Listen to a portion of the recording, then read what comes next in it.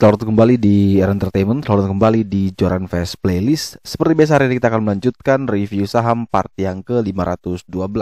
Namun sebelum bagi teman-teman yang mungkin belum subscribe channel YouTube ini, sekali lagi jangan lupa tekan tombol subscribe, nyalakan lonceng notifikasinya agar teman-teman tidak pernah ketinggalan informasi-informasi terbaru dari channel ini.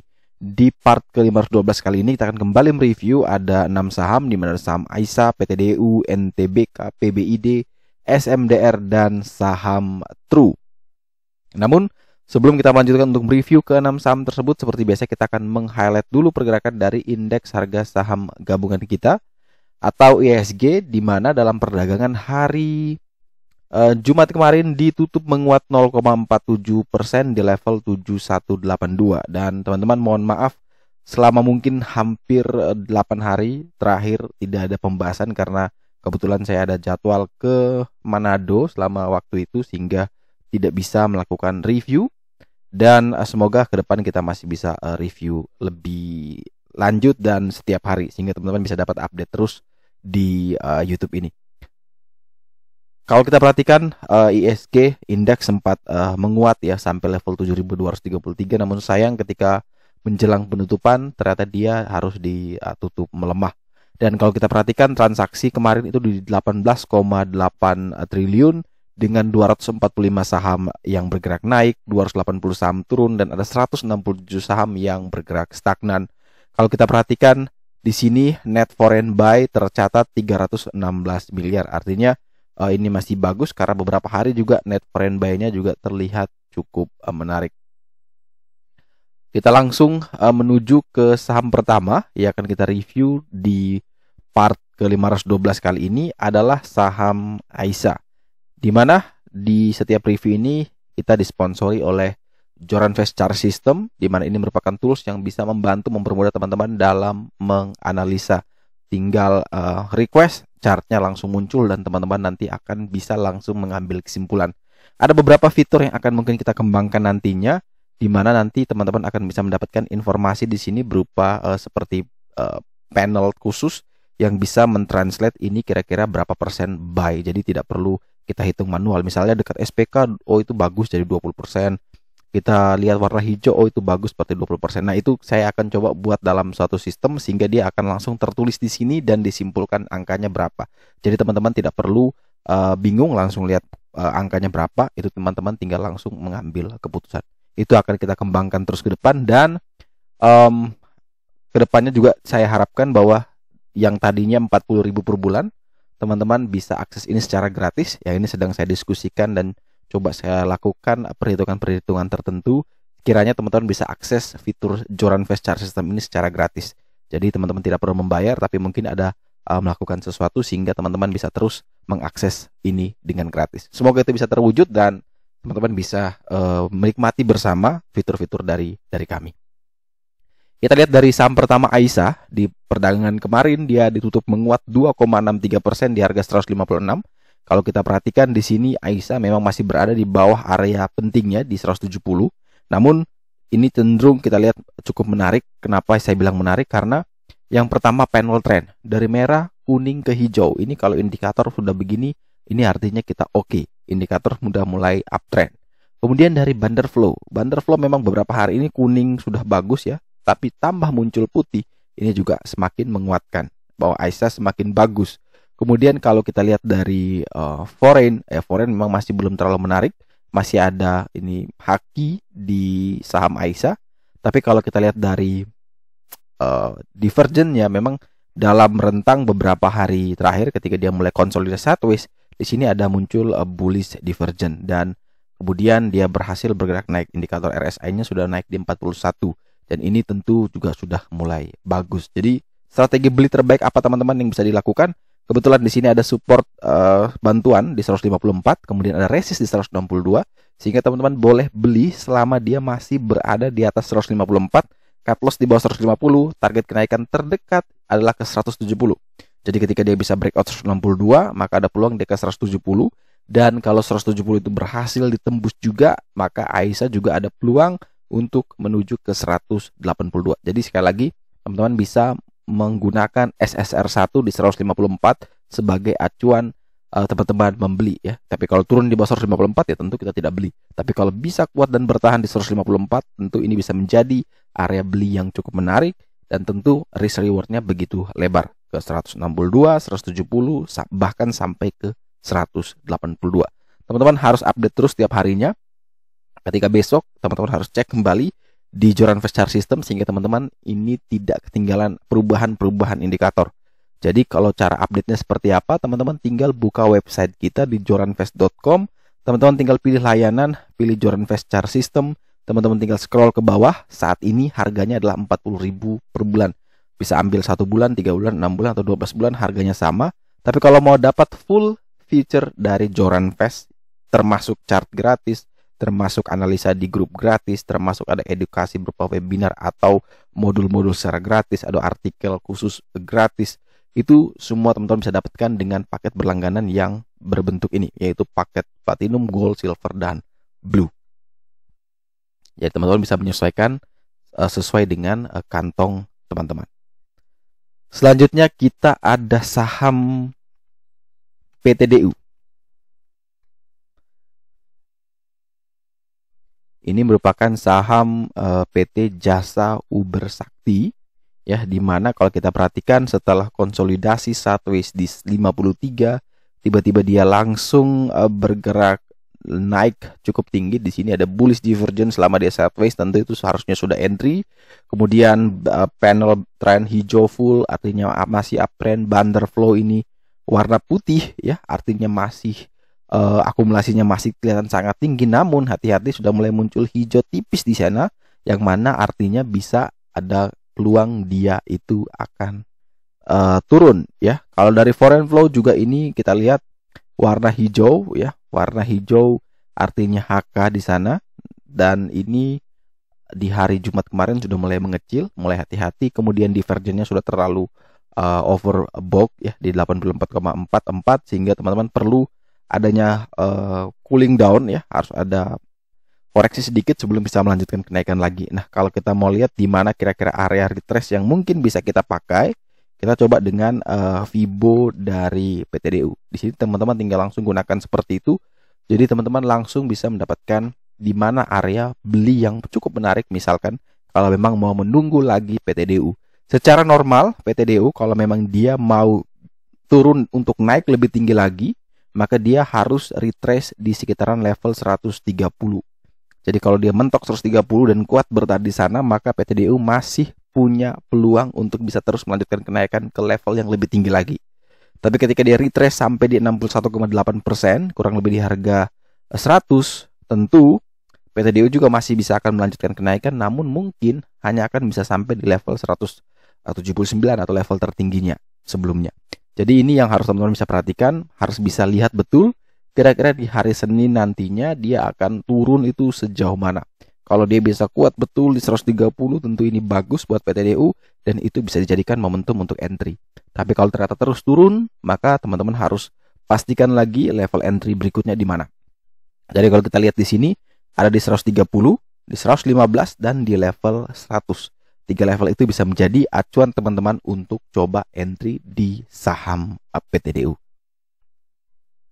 Selanjutnya kita ada saham Nusatama Berkah ya, TBK, dengan kode emiten NTBK, di mana dalam perdagangan hari Jumat kemarin NTBK masih berada di harga 50 sepertinya ini ya, masih di 50.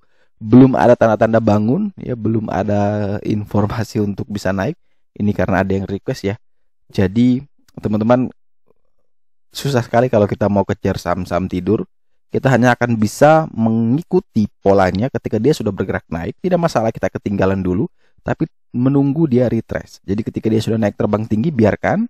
Tapi ketika dia turun, nah itu kita mulai cari level terbaik untuk kita masuk. Jadi tidak perlu khawatir kalau ternyata dia terbang, kita masih belum punya barang. Jadi kita jangan kejar, tapi tunggu ketika dia koreksi, maka itulah momentum untuk kita bisa coba ambil. Kita tidak perlu menebak kapan dia akan naik, dan tidak perlu juga gambling naruh duit di sana dan menunggu kapan dia naik, karena itu kita akan kehilangan waktu momentum untuk bisa trading di saham-saham lain yang mungkin jauh lebih potensial.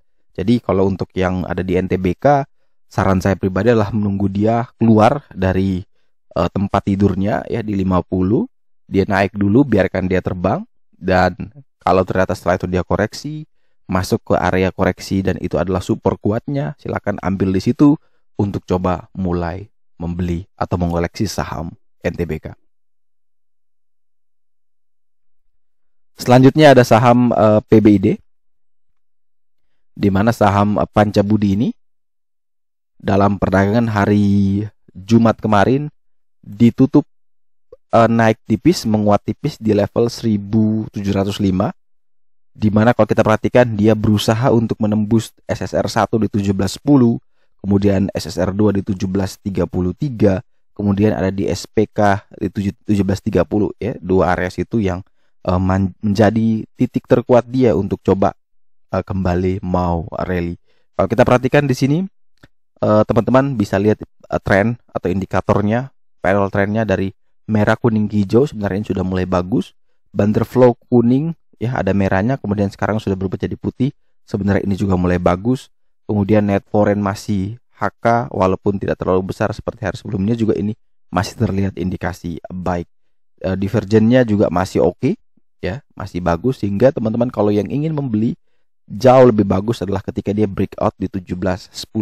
Selama dia tidak mampu breakout 1710, maka lebih baik kita wait and see. Tapi ketika bisa breakout dari 1710, tentu teman-teman boleh ambil buy on breakout 1710, target kenaikan terdekat ke 1730, dan kalau 1730 juga bisa ditembus, maka target berikutnya adalah menuju ke 1785. Selanjutnya ada saham yang di request, yaitu saham SMDR ya. Ini perusahaan pelayaran yang naik sangat signifikan di tahun ini, yaitu di bulan-bulan awal ya, di Januari dari harga mungkin masih di 500-an, sekarang sudah di 3.810, yaitu PT Samudra Indonesia Tbk. Banyak yang mungkin bagger di saham ini ya, atau bahkan 10 bagger di saham ini, dan selamat bagi yang mendapatkannya. Tapi kalau yang belum, tentu teman-teman pasti akan merasa bahwa ini ya kita ketinggalan momentum, jadi kita harus masuk, siapa tahu dia bisa naik lebih tinggi. Dan itu seharusnya tidak dilakukan, karena mereka yang mendapat 10 bagger itu adalah mereka yang sabar menunggu, menanti saham-sahamnya itu naik. Jadi itu kesabaran itu dibayar dengan 10 bagger. Kalau bagi seorang trader ya, momentum itu kita harus mencari ya. Tidak ada istilah dia all time high, tidak ada istilah dia mau level tertinggi. Dia akan bisa jadi lebih tinggi lagi, tapi tidak kita kejar. Kita menunggu level terbaik untuk coba kita ambil. Dan sepertinya SMDR ini masih berada di level-level all time high-nya. Jadi dia masih ada di level-level tertingginya. Coba kalau kita buka dengan Fibonacci secara monthly, ini kita akan bisa melihat kira-kira SMDR kalau dia mau turun itu sejauh apa, dan kita akan coba mungkin mengambil di level sana. Dan kalau teman-teman bisa perhatikan di sini, kalau tidak salah level tertingginya ada di 3.960, dan itu tidak terlalu jauh dari harga saat ini. Ini kalau dia gagal untuk kembali menembus 3.960 sebagai level all time high-nya, maka ada peluang dia akan koreksi bahkan bisa sampai ke 2.490, dan ini cukup dalam sekali. Jadi kalau teman-teman yang mungkin baru mau membeli, ya mungkin teman-teman bisa mempertimbangkan kira-kira di titik mana yang mungkin jauh lebih baik untuk ambil SMDR. Tapi kalau di level saat ini mungkin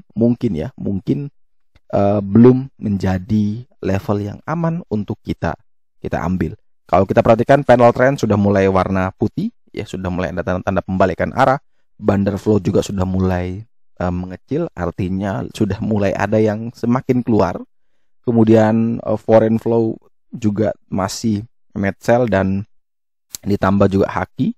Dan kalau kita perhatikan dari sisi RSI divergence juga sudah sampai 84, artinya sudah overbought. Jadi ini teman-teman harus waspada terjadinya koreksi-koreksi, sehingga teman-teman bisa terhindar dari potensi kerugian yang cukup tinggi. Teman-teman bisa ingat, bisa belajar dari kasus saham-saham farmasi yang terbang tiba-tiba sampai ke 7.000, dan teman-teman ngotot membeli, dan sekarang mungkin tidak akan kembali ke level 7.000 lagi kecuali ada momentum tertentu. Begitu juga saham-saham seperti misalkan Arto yang hampir mencapai 20.000, teman-teman kejar, sekarang dia juga mungkin belum sampai ke 10.000 lagi. Jadi efek dari teman-teman mengejar sesuatu yang sebenarnya teman-teman tidak tahu apa yang dikejar, tentu itu bisa membuat teman-teman nyangkut lebih dalam dan mungkin akan frustrasi dan stres. Dan lebih parah lagi ketika teman-teman sudah stres, teman-teman cut loss, ternyata ketika setelah teman-teman cut loss malah dia terbang. Itu menambah psikologis yang luar biasa bagi teman-teman dalam menghadapi keseharian sebagai seorang trader maupun investor. Jadi pesannya adalah tetap selalu menunggu momentum terbaik. Ketika dia sudah terbang tinggi, sudah hampir terus mencetak all time high, maka tentu di situ teman-teman harus ngerem, menunggu sampai waktu itu tiba. Ketika dia koreksi, maka carilah best entry. Itu yang harusnya dilakukan. Jadi bukan mengejar sesuatu yang terus naik tinggi, tapi menunggu sampai dia kemudian koreksi dan mencari titik terbaik untuk entry, dan disitulah teman-teman bisa mendapatkan space risk reward yang juga seharusnya lebih menarik ketimbang teman-teman kejar di harga atas. Semoga ini bisa membantu. Dan saham terakhir adalah saham True, ya, saham yang cukup buat kaget kemarin, ya, sudah ARA. Setelah itu ARB, ini kerjaan salah satu broker yang cukup besar sekali guyurannya kemarin. Luar biasa. Trinity Dynamic Tbk. Ini banyak yang memperbincangkan. Senang pagi hari sudah bisa ARA, ya. Kalau teman-teman kita lihat dalam time frame yang lebih pendek, ya, semoga bisa kita lihat di sini. Kita coba lihat True di waktu mungkin 30 menit. Kita mau melihat kira-kira bagaimana True ini dibanting, ya. Nah, teman-teman bisa perhatikan ketika pagi, ya, ketika dia coba di sini langsung ARA, menjelang closing tiba-tiba dibanting luar biasa. Kasar sekali. Bagi yang mungkin sudah ARA dan tidak sempat pasang trailing stop atau stop loss-nya, ditinggal begitu saja, buka sore hari ternyata ARB malahan. Kalau kita perhatikan closingnya di 76, jelas jelek karena level SSR 1 saja di 80. Dan kalau bagus adalah kalau dia bisa naik lagi di atas 80. Tapi selama di bawah itu adalah jelek. Indikator memang masih hijau, namun bandar flow ini merah dalam sekali. Foreign flow justru masih HK. Apakah mereka kejebak juga dari permainan oknum lokal? Dan RSI divergent juga masih di bawah 28, di bawah 30 atau di 28. Jadi secara indikator ini masih belum terlihat menarik, dan jauh lebih menarik kalau dia bisa naik di atas 89, yaitu area SPK. Tapi ya tidak ada yang tahu. Kalau teman-teman lihat dari historical, memang ciri dari True adalah seperti itu, punya jarum yang panjang. Nah, dari sini kita bisa belajar bahwa jangan simpan nih saham-saham yang seperti ini. Jangan simpan lama istilahnya. Kalau ternyata sudah masak, dipanen. Kalau ternyata sudah matang, ya diambil, diangkat. Jangan sampai dibiarkan malah jadi gosong. Karena dia punya polanya sama, ya. Ketika sudah terbang tinggi, shadow. Terbang tinggi, upper shadow. Terbang tinggi, upper shadow. Terbang tinggi, upper shadow. Dan ini juga sama.